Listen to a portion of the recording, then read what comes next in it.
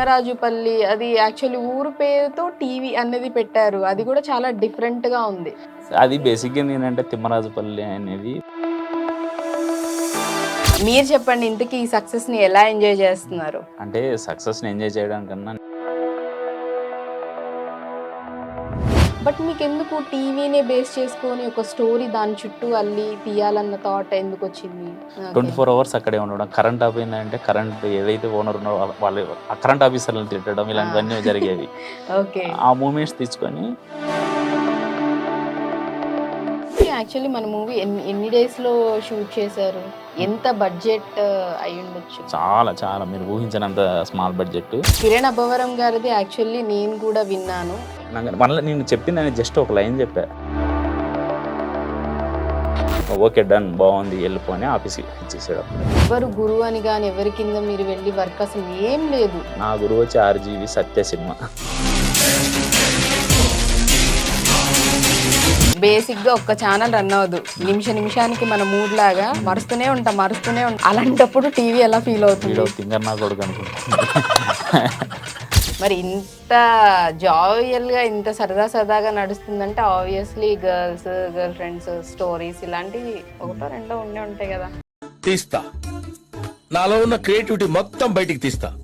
ఇది ఆ అమ్మాయి పేరు చెప్పను కానీ ఇంటర్మీడియట్లో ఒక అమ్మాయి ఉండింది. నేను బైపీసీ జాయిన్ అయ్యాగానే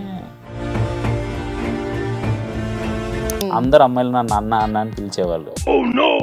ఆగస్టులో రాఖీ పండుగ వస్తుంది కదా, Rakhi కట్టేసింది.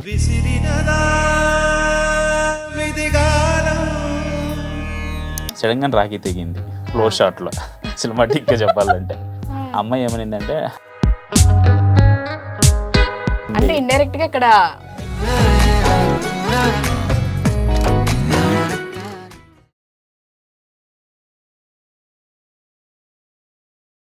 Hi hello welcome to our YouTube channel. So ఈ రోజు కూడా నేను ఒక స్పెషల్ గెస్ట్తో మీ ముందుకైతే వచ్చేసాను. సో ఆ గెస్ట్ గురించి చెప్పే కన్నా ముందు బేసిక్గా ఎట్ ప్రెసెంట్ మనం చూసుకున్నట్లయితే సోషల్ మీడియా హడావుడి అండ్ అలాగే చూసుకుంటే ఇంటర్నెట్ టెక్నాలజీ ఇవన్నీ చాలా హ్యూజ్ అయిపోయాయి.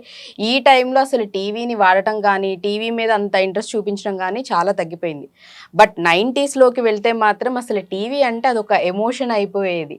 అంటే ఎప్పుడెప్పుడు ఏ ప్రోగ్రామ్స్ వస్తాయా అని చూడడం అండ్ వీకెండ్స్లో వచ్చే అంటే సండే రోజు వచ్చే మూవీ కోసం ఊరంతా కూర్చొని వెయిట్ చేయడం, దానిలో వచ్చే ప్రతి ప్రోగ్రామ్ని ఎంజాయ్ చేయడం లాంటివి చేస్తూ ఉన్నారు. ఇప్పుడైతే దాని మీద కొంచెం ఏమంటారు ఇంట్రెస్ట్ అనేది చాలా తక్కువైపోతూ వచ్చింది. ప్రతి ఒక్కళ్ళ చేతిలో ఫోన్లు వచ్చేసరికి టీవీని పాపం పక్కన పెట్టేశారు. ఇంతకీ అసలు యాక్చువల్లీ గెస్ట్ గురించి చెప్పుకుంటే ఇదంతా ఎందుకు మాట్లాడుతుంది అనుకుంటున్నారా? అక్కడికే వస్తున్నా, ఆగండి.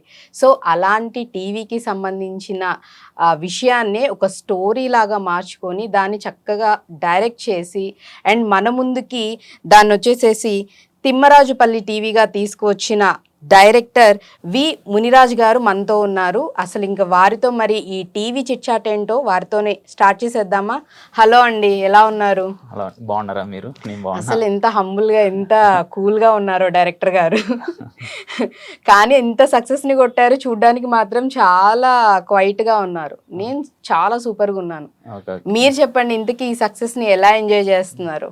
అంటే సక్సెస్ని ఎంజాయ్ చేయడానికన్నా నెక్స్ట్ మూవీస్ ఆఫర్స్ వస్తుంటే మళ్ళీ వర్క్లో పడడం హ్యాపీగా అనిపిస్తుంది. ఓకే, సక్సెస్ వచ్చింది ఓకే అండి. బట్ కానీ నెక్స్ట్ ఏం చేయాలన్న దాని మీద కాన్సన్ట్రేషన్ ఉందని చెప్తున్నారు. డైరెక్టర్ గారు చాలా ఫోకస్డ్గా ఉన్నారనమాట. ఫస్ట్ మూవీతోనే ఫుల్ హైప్లో అయితే అస్సలు లేరు. కామ్ అండ్ కంపోజ్డ్గా వాట్ నెక్స్ట్ అని ఆలోచిస్తూ ఉన్నారు. రైట్, అంతా బాగానే ఉంది. అంటే రకరకాల స్టోరీస్ థింగ్స్ మీద తీయటం అనేది చూస్తూ ఉన్నాం. బట్ మీకు ఎందుకు టీవీనే బేస్ చేసుకొని ఒక స్టోరీ దాని చుట్టూ అల్లి తీయాలన్న థాట్ ఎందుకు వచ్చింది? అంటే థాట్ అంటే ఏమి ఉండదు. జస్ట్ నేనంటే మనం స్క్రిప్ట్స్ రాసుకునేటప్పుడు బిగ్ బడ్జెట్ మూవీస్ రాసుకుంటుంటాం, స్మాల్ బడ్జెట్ మూవీస్ రాసుకుంటున్నాం. అలా ఒక 5-6 స్క్రిప్ట్స్ అయితే రాసి పెట్టుకున్నా. బట్ ఈ థాట్ రావడానికి గల కారణం ఏంటంటే మా ఊర్లో ఎప్పుడు వెళ్తూ ఉంటాం అప్పుడప్పుడు పండుగలకు వెళ్తున్నప్పుడు ఫ్రెండ్స్తో కలిసి అలా వెళ్తున్నప్పుడు ఒరే మన ఊరి పైన ఒక స్టోరీ రాయొచ్చు కదా అనేసి మన వాళ్ళు అంటుంటారు అనమాట. అవును కదా, మన ఊరి పైన ఒక మంచి స్టోరీ రాస్తే బాగుంటుంది కదా అనేసి దాన్ని ఏం ఉంది మన ఊర్లో, నేను చూసిన ప్రపంచం ఏంటి, నేను చూసిన నాస్టాలజిక్ మూమెంట్స్ ఏంటి అనుకున్నప్పుడు ఓకే టీవీ మా ఊరికి వచ్చినప్పుడు ఏదో థియేటర్ తరలి వచ్చిన ఫీలింగ్ కలిగిందని నాకు. ఒక టీవీ వచ్చినప్పుడు, ఊరికి వచ్చినప్పుడు, అప్పుడు టీవీ దగ్గర ఉన్న నాస్టాలజిక్ మూమెంట్స్, ఊరు మొత్తం అక్కడికి వెళ్ళి చూడడం, వాళ్ళు ఎంజాయ్ చేయడం, 24 hours అక్కడే ఉండడం. కరెంట్ ఆపోయిందంటే కరెంట్ ఏదైతే ఓనర్ ఉన్నారో వాళ్ళు ఆ కరెంట్ ఆఫీసర్లను తిట్టడం, ఇలాంటివన్నీ జరిగేవి. ఆ మూమెంట్స్ తీసుకొని ఓకే ఈ టీవీ చుట్టూ ఒక డ్రామా నడుపుకుందాం అనేసి అప్పుడు క్యారెక్టరైజేషన్స్ కూడా మా ఊరు క్యారెక్టర్లనే పెట్టా. రాజప్ప, సల్లాపురి, రామచంద్రయ్య, ఎల్లమ్మ, శారద, ఈ క్యారెక్టర్లన్నీ నా ఫ్రెండ్స్, మా కొలీగ్స్ వీళ్ళే. ఓకే, మొత్తం మీ చుట్టూ ఉన్న మీ ఊరిని అట్లా. యాక్చువల్లీ ఈవెన్ మూవీ నేమ్ కూడా తిమ్మరాజుపల్లి, అది యాక్చువల్లీ ఊరు పేరుతో టీవీ అనేది పెట్టారు. అది కూడా చాలా డిఫరెంట్ గా ఉంది. సో అది బేసిక్గా ఏంటంటే తిమ్మరాజుపల్లి అనేది మా ఊరు, నేను పుట్టి పెరిగిన ఊరు అన్నమాట.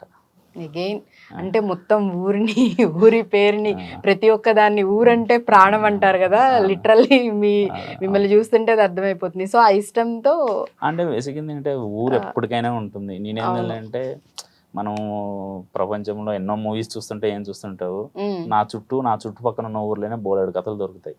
నేను అవి తీసుకుంటేనే నా లైఫ్ సెట్ అవుతుంది అంట. నేనేంటంటే కల్చర్కి, మనుషులకి, అక్కడున్న రూరల్కి, అక్కడ మనం ఉంది కదా మనసులు ఒకటి ఉంటుంది కదా, అవి నేను చూశాను చాలా దగ్గరగా. అవి నేను చాలా అక్కడ ఉన్నది యాస్టీస్ పోర్ట్రేట్ చేయగలను, కాన్ఫిడెన్స్ ఎక్కువ. నేను ఎందుకంటే ఆ కల్చర్ని ఎస్టాబ్లిష్ చేసే సినిమాలు చాలా తక్కువ వస్తున్నాయని నా ఫీలింగ్. జస్ట్ బలగం లాంటి సినిమాలు వచ్చాయి అప్పుడు. అంటే అప్పట్లో పెద్ద వంశీ గారు అనేసి సినిమాలు తీసేవాళ్ళు. మంచిగా ఊరు, ఏప్రిల్ 1 విడుదల, ఈ కైండ్ ఆఫ్ మూవీస్ అప్పుడు తీసేవాళ్ళు. లేడీస్ ట్రైలర్ కానీ, అన్వేషణ అనే ఒక సినిమా మూవీ కానీ ఆయన తీసేవాడు. అలాగా మంచి మూవీస్. మళ్ళీ జంధ్యాల గారు కూడా తీసేవాళ్ళు అలాంటి సినిమాలు. బట్ కల్చర్ సంబంధించిన మూవీస్, ఆ నేటివిటీ మూవీస్ చాలా నేటివిటీకి దగ్గరగా ఉండేవి చూస్ చేసుకొని తీయాలనిపించింది. నాది అంటే నా మైండ్ సెట్ అది. ఓకే, సో దాన్నే మీరు తీయడం జరిగింది. అవును.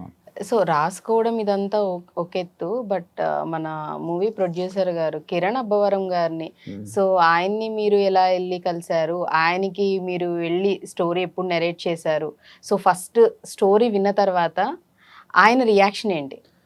బేసిక్గా నేను ఆన్లైన్ ఎడిటర్ని. నేను మీటర్ సినిమాగా నాకు వచ్చిందనమాట అవకాశం. ఓకే, మీటర్ సినిమా వచ్చిన తర్వాత నేను ఆయన ఎడిటింగ్ చేసి ఆన్ స్పాట్ చేసి ఆయన వర్క్ అంతా చూపించేసి ఈయన ఒకసారి అడిగేద్దాము ఏంటి పరిస్థితి, ఏంటి సిచ్యువేషన్, ఎలా ఉంటుందేమో అనేసి. దెన్ ఇలా డెమో చేశానండి, చూస్తారా సార్ అని అడిగా. చూస్తానమ్మా, రేపు అలా చూస్తానులే అని చెప్పాడు అనమాట. అప్పటికి నాకు సౌండ్ డిజైనింగ్ కాలే, కలర్ గ్రేడింగ్ కాలే, మిక్సింగ్ కాలే, ఏమి కాలే. నేనేం చేశాను, నైట్కి వెళ్ళి మ్యూజిక్ డౌన్లోడ్ చేసి, వేరే సిమ్ నుంచి మ్యూజిక్ డౌన్లోడ్ చేసి, సౌండ్ ఎఫెక్ట్స్ డౌన్లోడ్ చేసి, అన్ని మిక్సింగ్ మొత్తం నేనే చేసి, కరెక్ట్ ప్రాపర్గా చేసి, దాని కలర్ గ్రేడింగ్ కూడా నేనే చేసి, యూట్యూబ్లో చూసి అప్పటికప్పుడు ఏదో సెర్చ్ చేసి చాలా నేర్చుకున్నారు. అప్పటికప్పుడు నేర్చుకొని ఉన్నదాన్ని బెస్ట్ ఏది చేద్దాం, ఆయన బెస్ట్ ఏం చూపిద్దాం అనే ఆలోచనతో కొద్దిగా చేశాను అన్నమాట. చేసిన తర్వాత ఎర్లీ మార్నింగ్ మళ్ళీ షూట్కి వెళ్తే అక్కడ ఆయన అనుకునేసి మధ్యాహ్నం లొకేషన్ షిఫ్ట్ ఉంటుంది.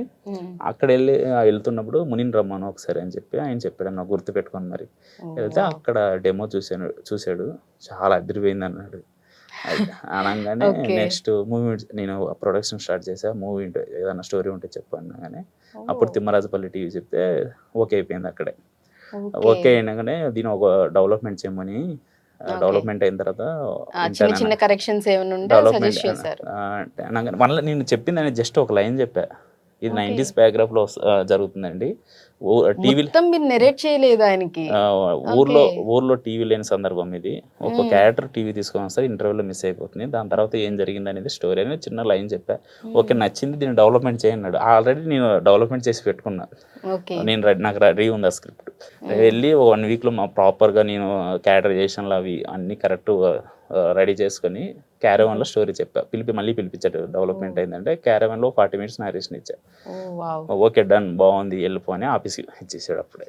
ఓకే, సో మొత్తం అలా చాలా క్విక్ గానే జరిగింది డెసిషన్ మేకింగ్ కూడా, రైట్. అండ్ కిరణ్ అబ్బవరం గారిది యాక్చువల్లీ నేను కూడా విన్నాను, ఎక్కువ చాలా మంది ప్రెసెంట్ ఇండస్ట్రీలో చెప్తుంది కూడా, చాలా వెల్కమింగ్ గా ఉంటారు. సో యాజ్ ఏ పర్సన్గా మీరు ఆయనతో చాలా వరకు ట్రావెల్ చేశారు కాబట్టి, చాలా చూసుంటారు కాబట్టి దగ్గరగా ఆయన్ని. సో మీరు చెప్పండి, నిజంగా ఆయన ఉండే విధానం అంటే వ్యక్తిగా కానివ్వండి, లేకపోతే మూవీలో ఉన్నా కానివ్వండి, సో ఎలా ఉంటారు? అంటే వ్యక్తిగా నార్మల్గా ఏంటంటే వర్క్ అయినప్పుడు చాలా ఫ్రెండ్లీగా ఉంటాడు, జోయల్గా ఉంటాడు. ఒకరి మీద ఒకరు పంచులు కూడా వేసుకునే అంత జోయల్గా ఉంటుంది, బాగుంటుంది, ఫ్రెండ్లీగా ఉంటారు చాలా ఫ్రెండ్లీగా కిరణ్ ఉంటాడు. అబ్బవరం గారు. నేను ఓకే. ఎప్పుడు ఫోన్ చేసినా రాముని అంటాడు ఇంటికి. ఓకే. అంత ఫ్రెండ్ అని అంటే మోర్ ఓవర్ ఫ్రెండ్స్ అంటే బ్రదర్స్ బాండింగ్ లాగా పెరిగింది అనమాట. ఓ. మంచిగా ఉండేది. వర్క్ పరంగానే. ఇప్పుడు ఏదైనా కానీ ఒకరికి కొన్ని ఒపీనియన్స్ కొన్ని ఉంటాయి. అవును. బేసిక్ ఏంటంటే ఒక మూవీ నచ్చింది అంటే ఆయన ఏ పర్సెప్షన్లో చూస్తారంటే ఓకే జనాలు ఎంతవరకు రీచ్ అవుతుందనే అవును. మంచి పాయింట్ అయి ఉండాలి, అట్ ద టైం జనాలు రీచ్ అయ్యే విధంగా ఉండాలి. దీంట్లో ఏది దాన్ని ఏమంటారు, దీంట్లో సోల్ ఏంటి, కథలో సోల్ ఏంటి అనేది ప్రాపర్గా పట్టుకుంటాడు. జస్ట్ మీ దగ్గర స్టోరీ ఉన్నా, మీ స్టూడియో ఎవరి దగ్గర స్టోరీ ఉన్నా వెళ్ళి చెప్పండి, నచ్చితే మంచి పిక్ చేస్తాడు. నిజంగా చాలా అది మంచి విషయం. ఈ ఇంటర్వ్యూ త్రూ మళ్ళీ అగైన్ ఏంటంటే, సో కొత్త వాళ్ళకి టాలెంట్ ఉంటే ఖచ్చితంగా కిరణ్ అబ్బవరం గారు ఎంకరేజ్ చేస్తారు. సో ఆల్వేస్ వెల్కమ్ అని చెప్తారట ఆఫీస్కి.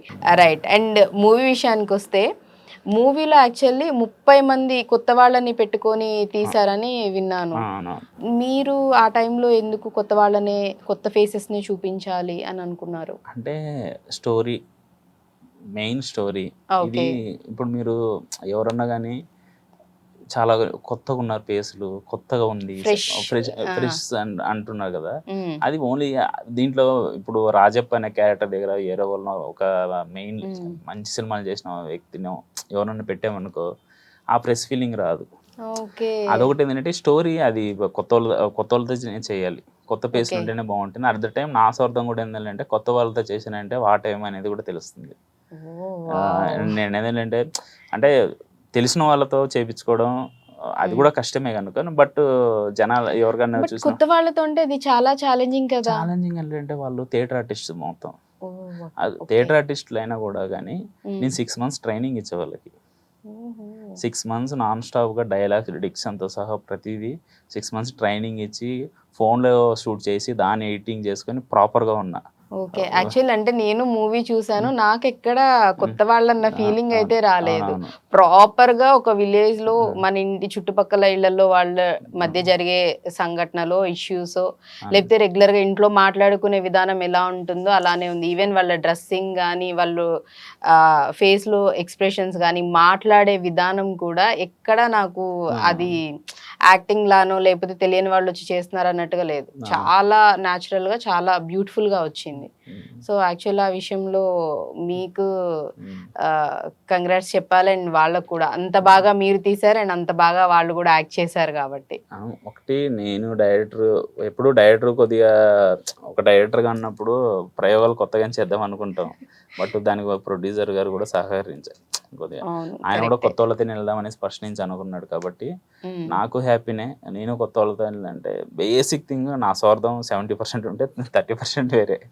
అంటే ఎప్పుడైనా కానీ వర్క్ చేసినప్పుడు మనకు కొద్దిగా స్వార్థపూరితంగానే చేయాలి, మనకేం వస్తుంది మనల్ని మనం అంటే ప్రూవ్ చేసుకోవడానికే చేయాలి. అది ఏదైనా కానీ ప్రతి ఒక్కరు అలాగే వర్క్ చేస్తారు, నేననే కదా కానీ ప్రతి ఒక్కరు అలాగే.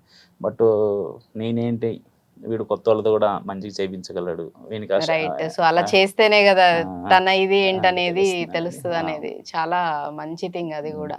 అండ్ ఎక్కువ ఏ ఊర్లో తీసారు, ఏ ప్లేసెస్ లో, లొకేషన్స్ లో షూట్ చేశారు? బేసిక్ ఏంటంటే ఇది కుప్పం నుంచి 30-40 kilometers డైలీ వెళ్ళాలి. అక్కడ నుంచి ఇది బేసిక్ ఏంటంటే కుప్పం అనేది తమిళనాడు, కర్ణాటక, తెలుగు 3 రాష్ట్రాలు మిక్సింగ్. అక్కడ ఒక 6 kilometers వెళ్తే తమిళనాడు వస్తుంది, ఇట్లా ఒక 7 kilometers అయితే కర్ణాటక వచ్చేస్తుంది. సెంటర్ బార్డర్ వచ్చి కుప్పం. ఓకే. యాక్చువల్ అయితే లాంగ్వేజెస్ కూడా మీకు అటు కన్నడ వస్తుంది, ఇటు తమిళ కూడా వస్తుంది అన్నమాట. మన వాళ్ళకి వస్తుంది అక్కడ మాక్సిమం, అక్కడ హోటల్స్ కూడా అలానే ఉంటాయి. ఓకే. ఈవెన్ స్లాంగ్ కూడా యాక్చువల్లీ దాని గురించి కూడా నేను అడుగుదాం అనుకున్నా. స్లాంగ్ కూడా యాస మాట్లాడేది తెలుగు అయినా డిఫరెంట్ గా ఉంది. అండ్ ఇది యాక్చువల్లీ నాకు ఎలా అనిపించింది అంటే మేబీ రాయలసీమ సైడ్ స్లాంగ్ గా అన్నట్టు అనిపించింది, బట్ ప్రాపర్ గా ఇది ఏ ప్రాంతానికి చెందిన స్లాంగ్? మీరు అబ్జర్వ్ చేస్తే ప్రతి 30-40 కిలోమీటర్స్కి యాస భాష అన్నీ మారుతాయి, కల్చర్ కూడా మారుతుంది. కరెక్టే. ప్రతి 30-40 కిలోమీటర్స్కి మారుతుంది. బేసిక్ ఏంటంటే ఇది ఏంటంటే రాయలసీమ సైడ్ చిత్తూరు డిస్టిక్కే, కానీ కుప్పంలో మాట్లాడే యాస అన్నమాట ఇది. ఇది అంటే ఇంకా నేనేంటంటే ఊరికి వెళ్ళాను కదా, ప్రాపర్గా ఊర్లో ఉన్న మనసులు మోడర్న్గా మాట్లాడితే ఎలా బాగోదు కదా.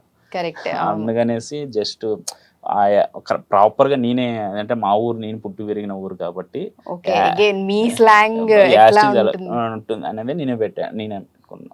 ఓకే, సో మీ ఊరి స్లాంగ్ ఎలా ఉంటుందో ఆ వేలో పదాలన్నీ చాలా డిఫరెంట్ గా ఉంటాయి. చాలా పదాలు కట్ చేసా బేసిక్ గా, మీకు అర్థం కాని పదాలు కొన్ని ఉంటాయి. కొన్ని వర్డ్స్ డిఫరెంట్ గా ఉన్నాయి. డబ్బులు కూడా వెరైటీ వర్డ్స్ అనేవి కొన్ని యూజ్ చేశారు. సో కొత్తగా ఉన్నాయి, బట్ బాగుంది స్లాంగ్ అనేది, కొంచెం డిఫరెంట్ గా ఫ్రెష్ గా బాగుంది. ఇప్పుడు బేసిక్ ఏంటంటే మన సాయి హీరో క్యారెక్టర్ రాజప్పకి వచ్చి వార్నింగ్ ఇస్తాడు, కడతలు వాగిపోతాయి అంట. ఊరికే నోట్కొచ్చినట్టు మాట్లాడితే కడతలు వాగిపోతాయి. కడతలు అంటే చంప పగిలిపోతుంది అనేది. అది కడతలు ఎవరికి తెలియదు అంటే ఏదో అది అంటే చూసినప్పుడు ఫస్ట్ 2 days నాకు బీపీ తెప్పించుకు అన్న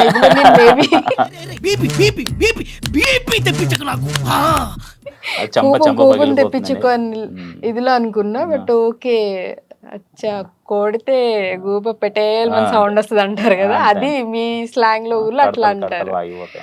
రైట్. యాక్చువల్లీ డైరెక్టర్ అవుదామని అన్నారు కదా, సో మీరు ఎక్కడన్నా ఎవరి దగ్గరన్నా అసిస్టెంట్ డైరెక్టర్ గా అలా వర్క్ చేయడము, ఆ ఎక్స్పీరియన్స్ అంతా గెయిన్ చేయడము, ఒక 2-3 మూవీస్ తీయడం, తర్వాత దీనిలోకి రావడం అలా జరిగిందా? ఎవరి దగ్గర చేయలేదు నేను. జస్ట్ నేనేంటంటే నాకు ఫిలిం నాలెడ్జే చాలా నేర్పించింది. ఫిలిమ్స్, ఓన్లీ ఫిలిమ్స్ చూడడం. అది కాకుండా ఆన్లైన్ ఎడిటింగ్ నేను చేసింది ఊరికే చేయట్లే, అంటే ఆన్లైన్ ఎడిటింగ్కి వెళ్ళి ఓకే.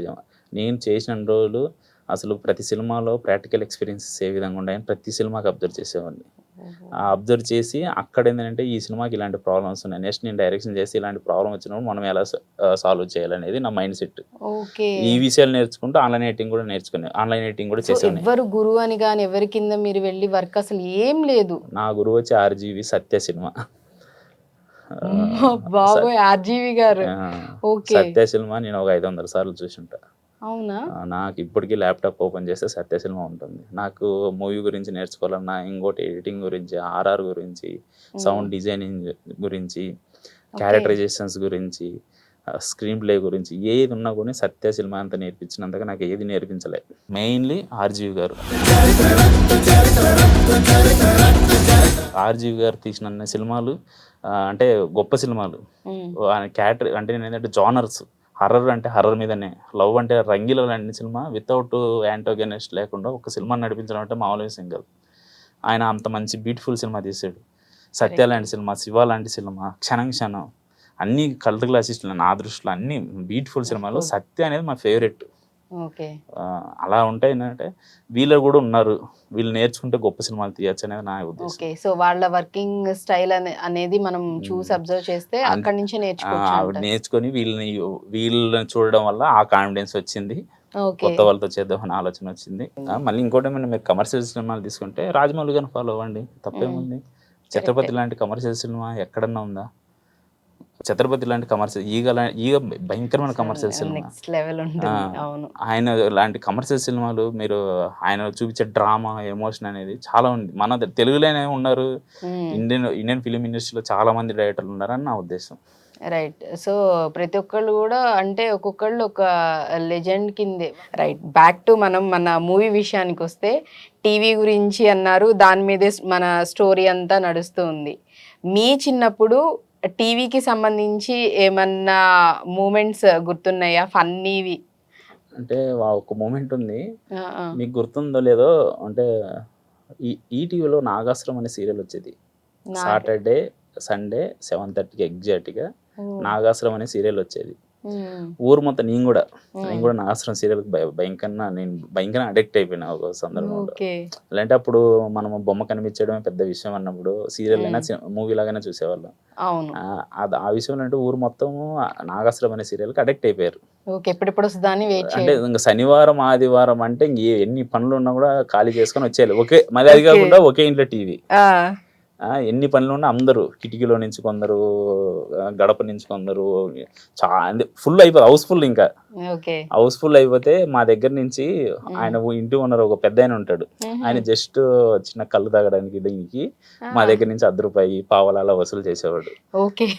థియేటర్ కి వెళ్తే టికెట్స్ అన్నట్టు కొనుక్కున్నట్టు మా దగ్గర వసూలు చేసేవాడు. నేను అది మాంటేజ్ లో కూడా మూవీలో పెట్టా.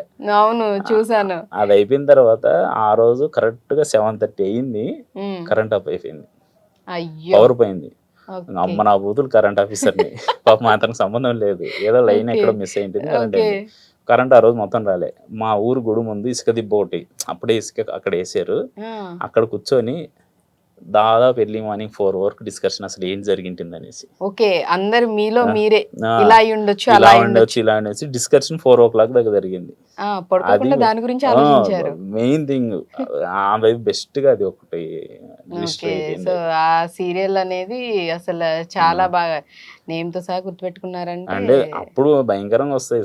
దుర్గా అనే సీరియల్ వచ్చేది, ఎండమామూలు, పంచతంత్రం, ఇవన్నీ వచ్చేది కదా అప్పుడు.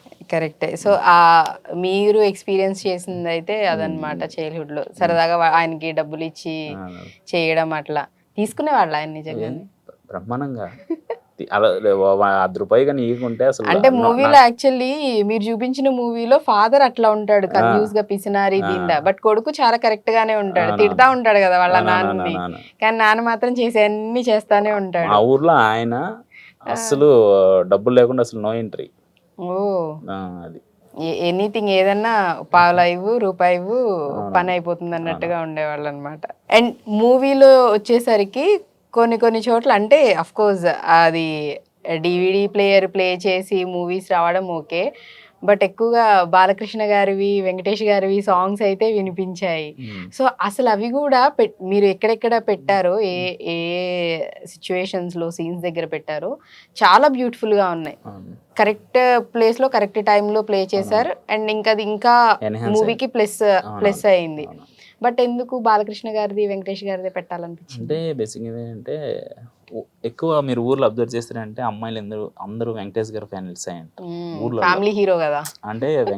ఇంకా మా ఊర్లో అందరు అమ్మాయిలు వెంకటేష్ గారికి ఫ్యాన్స్. ఓకే.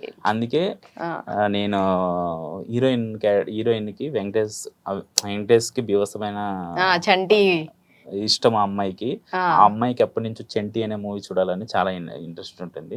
అది హీరో బయట నుంచి రెంటల్ తెస్తుంటాడు కాబట్టి అప్పటి నుంచో చెప్తూ ఉంటుంది. సో వాళ్ళ లవ్ స్టోరీకి చంటి గారు. అది కూడా బాలకృష్ణ గారిది ఏంటంటే జస్ట్ ఈ మూవీ అంటే ఇది 1996 లో జరిగేది బ్యాక్గ్రౌండ్ కదా, ఏ మూవీ పెడితే బాగుంటుంది. అది కాకుండా మా ఊర్లో కల్చర్ ఉండేది ఏం రియల్ గానే. ఏముందంటే ప్రతి శివరాత్రికి ఏదైనా శివరాత్రి ఫెస్టివల్స్ ఏమన్నా వచ్చినా కూడా ఒక పండుగకి చిరంజీవి గారి సినిమా వేద్దాం, ఒక పండుగకి బాలకృష్ణ గారి సినిమా వేద్దాం అనేది ఒక కల్చర్ ఉండేది. ఏంటంటే ఫస్ట్ ఓపెనింగ్ బొమ్మే చిరంజీవి గారి పడాలి, ఫస్ట్ ఓపెనింగ్ బొమ్మే బాలకృష్ణ గారిది పడాలి అనేది ఒకటి ఉండేది. అట్లా లాస్ట్ ఇయర్ ఒక చిరంజీవి గారిది పడినట్టుంది, ఈ ఇయర్ బాలకృష్ణ గారిది మూవీ వేయాలనేది ఊరొక్క ఇంటెన్షన్. అందుకని ఏ మూవీ పెడితే బాగుంటుంది అంటే ఓకే బొబ్బులి సింహం అనే మూవీ ఉంది, దాంట్లో పాలకొల్లు పాప హైలైట్. పాట పాలకొల్లు పాప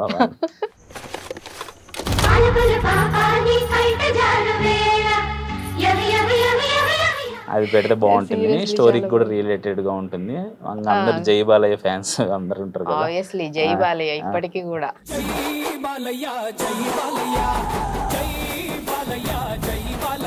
die hard fans. Okay nice. Right. అంటే మీరు అన్నది కరెక్టే. ఊర్లలో ఏదన్నా తిరునాళ్ళు, జాతరలు అలా జరిగినప్పుడు ఈవెన్ 90s 2000 ఇప్పటికీ కూడా కొన్ని ఊర్లలో విలేజెస్ లో బాలకృష్ణ గారివి ఓల్డ్ సాంగ్స్ 90s లో రిలీజ్ అయినవి, చిరంజీవి గారివి కానివ్వండి, ఎక్కువ బాలయ్య గారివి, చిరంజీవి గారివి, వీళ్ళవే మంచి డాన్స్ నెంబర్స్ సాంగ్స్ ప్లే చేస్తూ ఉంటారు. సో అదొక జోష్ తెస్తుందన్న, ఇంకాస్త ఎనర్జీ అనేది తీసుకొస్తుంది, ఇంకా సరదాగా హ్యాపీగా సాగిద్ది అనేది. బట్ అదే మీరు స్టోరీలో ఇలా పెట్టడం అనేది జరిగింది. నేను చూసిన ఇన్సిడెంటే పెట్టా ఊర్లలో. కరెక్ట్. అండ్ మీ చిన్నతనంలో ఎక్కువగా ఊర్లలో ఎటువంటి పంచాయతీలు, ఎటువంటి గొడవలు జరుగుతూ ఉండేవి? బేసిక్ గా ఊర్లో అంటే ఎలా ఉంటుంది ఈ లవ్లు ఉంటాయి కదా, అవే ఎక్కువ పంచాయతీలు అయ్యేది. ఓకే. అంటే సడన్ గా అప్పుడు అంటే నేనేంటంటే ఏజ్ వల్ల అంటే ఇప్పుడు పక్కన పెడితే అప్పుడు చిన్నప్పుడు మనం ఉన్నప్పుడు ఉమ్, చిన్న చిన్న ఏజ్లోనే పెళ్లి చేసేసారు కదా, ఉమ్, చేస్తారు. ఓకే. అట్లా లవ్ పంచాయతీలు ఎక్కువ జరిగేది. భూములు ఉమ్, ఉమ్, ఆ, అంటే ల్యాండ్స్ ఇష్యూస్ కొద్ది ఉంటాయి కదా, ఉమ్, ఉమ్. అవి. తర్వాత చిన్న చిన్న చిల్లర పంచాయతీలు కూడా ఉంటాయి. ఎవడో తాగి వచ్చి ఏదో చేసేటట్ట అనేది చిన్న చిన్న పంచాయతీలు ఉంటాయి. సో అలాంటివి కూడా చూడడం అవునా. జరిగింది. అండ్ ఇంకోటి మీకు ఈ టైప్ ఆఫ్ ఇన్సిడెంట్స్ అంటే ఎవరైనా చెప్పడం కానీ లేకపోతే మీరు చూసింది కానీ ఉందా? ఫస్ట్ టీవీ వచ్చిన కొత్తల్లో యాంటీనాస్ ఉండేవి. అవునా. సో డైరెక్ట్ ఈ కనెక్షన్స్ కాకుండా యాంటీనా ఉండేది. అవి కనెక్షన్ ఏదైనా సిచ్యువేషన్ అయ్యి ఒకవేళ దాని డైరెక్షన్ తిరిగిపోయిందంటే కింద బొమ్మ రాదు. అవునవును. సో చాలా వరకు కూడా వచ్చిందా రాలేదు, వచ్చిందా కింద ఇద్దరు ఉంటారు, పైన ఒక ఇద్దరు ఉంటారు. మంచి మూవీస్ చూస్తున్నప్పుడు వాళ్ళకి నచ్చిన థింగ్స్ చూస్తున్నప్పుడు సడన్ గా కనెక్షన్ కట్ అయిపోయింది. లైక్ క్లైమేట్ దీని వల్ల ఏమో.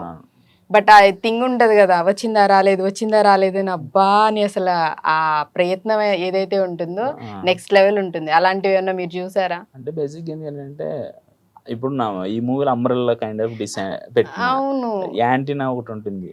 ఇది ఇది టీ ఆకారంలో యాంటీనా ఒకటి ఉంటుంది కదా, అది వేరే. ఇది ఏంటంటే వీళ్ళు పూర్ కిడ్స్, వాళ్ళు రిచ్ కిడ్స్.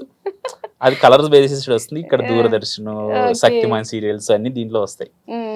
అక్కడ ఏంటంటే మేము ఎర్లీ మార్నింగ్ మీరు అబ్జర్వ్ చేస్తే ప్రతి ఆదివారం పంచతంత్రం అనే సీరియల్ వచ్చేది. అంటే సీరియల్ వచ్చేది పంచతంత్రం. దానికి కూడా మంచిగా ఎర్లీ మార్నింగ్ ఆదివారం వెళ్ళిందంటే అది అప్పుడు మీరు అబ్జర్వ్ చేస్తే పొద్దున్న కరెంటు మధ్యాహ్నం కరెంట్ అనే ఆప్షన్స్ ఉండేవి అప్పుడు. అంటే అయ్యా పొద్దున్న కరెంటు మధ్యాహ్నం కరెంట్ ఉండేది. పొద్దున్నే ఎర్లీ మార్నింగ్ 5 కరెంట్ ఇచ్చాడంటే ఒక 12కి అట్లా ఆపేసేవాళ్ళు. మళ్ళీ కొద్ది 2 hours తర్వాత మళ్ళీ కరెంట్ ఇచ్చేవాళ్ళు. అలా ఆప్షన్ ఉండేది. దాంట్లో కూడా ఎలా ఉంటుందంటే దాంట్లో ఓన్లీ 2 పీసెస్ ఉంటాయి. ఎందుకు బోర్ కరెంట్ అనేది ఒకటి ఉంటుంది, నార్మల్ ఇంటి పవర్ కరెంట్ అనేది ఒకటి ఉంటుంది. బోర్ అంటే ఓన్లీ వాటర్ ఎత్తడానికి అనుకూలంగా ఉండేది. నార్మల్గా అయితే ఇంటికి సప్లై కరెంట్ ఒకటి ఉంటుంది. అప్పుడున్నప్పుడు పంచతంత్రం ప్రతి ఆదివారం వెళ్ళి చూసేవాడు. అప్పుడు ఈ ఇన్సిడెంట్ మీరు చెప్పిన ఇన్సిడెంట్ జరిగింది. అందుకే మీరు మూవీలో చూస్తే యాషీస్ పెట్టాను కదా. కరెక్టే. ఇక్కడ డిష్ ది పెట్టారు, బట్ యాంటీనా అది కూడా ఉంటుంది. అది కూడా ఉంటుంది. రైట్. అండ్ అలాగే మీరు ఇందాక చెప్పారు, మీరు మీ చిన్నతనంలో చూసిన బాగా మీరు ఇష్టపడినది ఏంటి అని అంటే సీరియల్ నాగాస్త్రం చెప్పడం జరిగింది. మీరు ఫస్ట్ టీవీలో చూసిన మూవీ గుర్తుందా? Student number 1.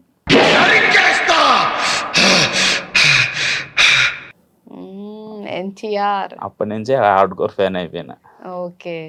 Student number 1 first student number 1 movie చూసి అందులో లాస్ట్ లో క్లైమాక్స్ ఫైట్ ఒకటి ఉంటుంది. కెమెరా లో యాంగిల్లో ఉంటుంది. ఒక పైన కొండ పైన ఎన్టీఆర్ గారు ఇద్దరు మనుషులను తీసుకుని ఇట్లా ఇసిరేస్తాడు అనమాట. వాళ్ళు వచ్చి సముద్రంలో పడిపోతారు. అది మేము చిన్న కొండలాగా ఇట్లా ప్రాక్టీస్ చేసేవాళ్ళం. ఇట్లా ఫ్రెండ్స్ ఇసిరేయడం అలాంటివి. మీరు ఆ సినిమా చూసిన తర్వాత మళ్ళీ మీరు దాన్ని ప్రాక్టీస్ చేసాం. అట్లా ఏదో రీక్రియేట్ చేయాలంటే ఫన్నీగా సరదాగా ఫ్రెండ్స్ పెట్టుకొని మీరు అట్లా ట్రై చేయడం లాంటివి చేశారు. సో స్టూడెంట్ నెంబర్ 1 నేను ఫస్ట్ మూవీ నాకు బాగా గుర్తుండేది స్టూడెంట్ నెంబర్ 1. ముని గారు, మీ ఫ్యామిలీ గురించి చెప్పండి. మా ఫ్యామిలీ అంటే మా డాడీ సివిల్ కాంట్రాక్టర్. అంటే బెంగళూరులో వర్క్ చేస్తాడు అనమాట మా డాడీ. మా అమ్మ హౌస్ వైఫే. మా చెల్లెలు ఒకే చెల్లెలు. బ్రదర్ అండ్ సిస్టర్స్ ఇద్దరి మధ్య బాగా గొడవలు అవి జరుగుతుండే చిన్నప్పుడు. అంటే చిన్నప్పుడు ఎప్పుడో జరిగేవి కానీ ఇప్పుడు షీజ్ లైక్ మదర్ లాగా అయిపోయింది. ఇప్పుడు మంచి బాండింగ్ మా ఇద్దరికి. పెళ్ళి అయిపోయింది, 2 పిల్లలు. ఏమున్నా నాకు ప్రతి చిన్నది నాతో షేర్ చేసుకుంటుంది. అలానే ప్రతి చిన్నది షేర్ చేసుకున్నాను. ఇన్వాల్వ్మెంట్ ఏమి ఉండకూడదు. ఎలాంటి ఎవరికున్న స్పేస్ వాళ్ళకు ఉండాలి. చెప్పిందనేసి మళ్ళీ వెళ్ళిపోకూడదు. అన్నయ్యన్ రా ఏదన్నా తేడా వస్తే మాత్రం వేసేస్తా, అట్లా ఉండదు.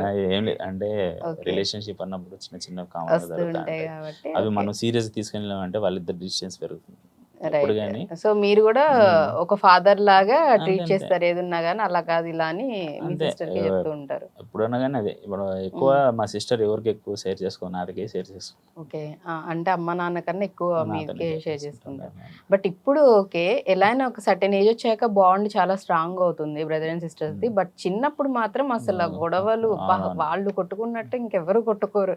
అసలు ఇంట్లో ఇంకా మదర్ కి కూడా అయ్య బాబాయ్ మీతో నేను పళ్ళైపోతున్నాను అనే సిచ్యువేషన్ వస్తుంది. స్పెషల్లీ యాక్చువల్లీ టీవీతో కనెక్ట్ అయింది కాబట్టి రిమోట్ దగ్గర మీకు మీ సిస్టర్ కి రిమోట్ విషయంలో గొడవలు అయ్యాయా ప్రోగ్రామ్స్? బేసిక్గా మీరు చెప్తే నమ్మరు, లిటరలీ నేను ఏంటంటే చిన్నప్పుడు ఉండేవాడినేమో కానీ వాళ్ళ సీరియల్ అంటే ఇష్టం, నాకు ఏదైనా చిన్న ప్రోగ్రాలు వచ్చిన మూవీస్ వచ్చినాయంటే నాకు ఇష్టం.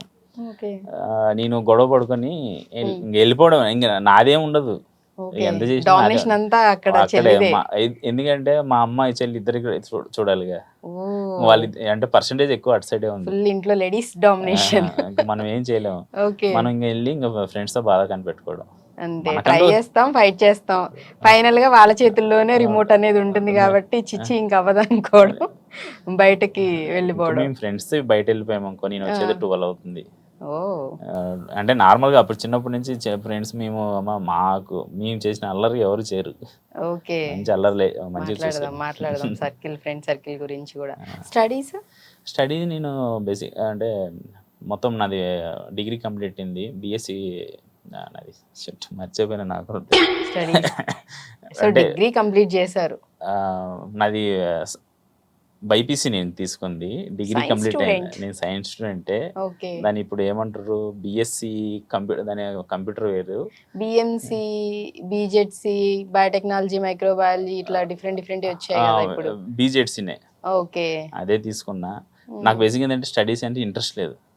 ఓన్లీ రాజమౌళి గారు ఒక ఇంటర్వ్యూలో ఏమన్నారు అంటే గ్రాడ్యుయేషన్ చేసుకొని ఇండస్ట్రీకి రండి, మీకు ఎప్పటికైనా హెల్ప్ఫుల్ ఉంటుంది. సో బేసిక్ ఎడ్యుకేషన్ అనేది ఫినిష్ చేసుకోండి అని అన్నారు. నాకు ఇంటర్మీడియట్ అయిపోయిన తర్వాత అగ్రికల్చర్ లో సీట్ వచ్చింది.